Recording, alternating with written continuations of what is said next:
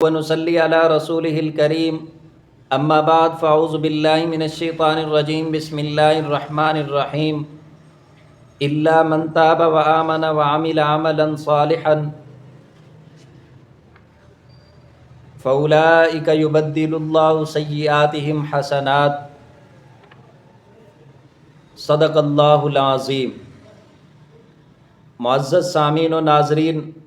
آج میں آپ حضرات کے سامنے توبہ کرنے والا ایسا ہے جیسے اس نے گناہ کیا ہی نہیں، اس کے متعلق کچھ باتیں گوش و گزار کرنا چاہتا ہوں۔ حضرت حسن بصری رحمۃ اللہ علیہ سے روایت ہے کہ رسول اللہ صلی اللہ علیہ وسلم نے ارشاد فرمایا کہ جب اللہ تعالیٰ نے شیطان مردود کو زمین پر اتارا تو کہنے لگا کہ تیری عزت کی قسم، میں ابن آدم کا پیچھا نہیں چھوڑوں گا جب تک کہ اس کی روح جسم سے الگ نہ ہو جائے۔ اللہ تعالیٰ نے فرمایا کہ مجھے اپنی عظمت و عزت کی قسم کہ میں اپنے بندے سے توبہ کو نہیں روکوں گا یہاں تک کہ مرتے وقت اس کی سانس نکلنے لگے۔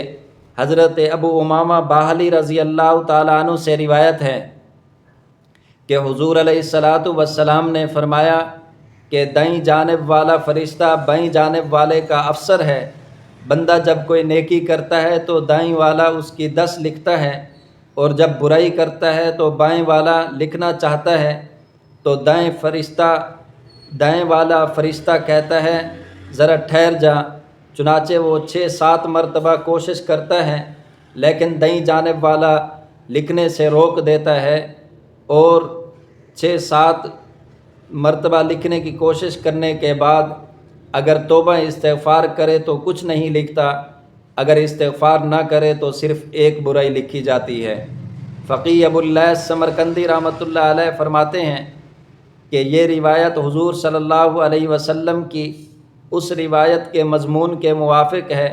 کہ گناہ سے توبہ کرنے والا یوں ہو جاتا ہے جیسے اس نے گناہ کیا ہی نہ تھا۔ التائب من الذنب کمن لا ذنب لہ، کہ توبہ کرنے والا شخص ایسے ہے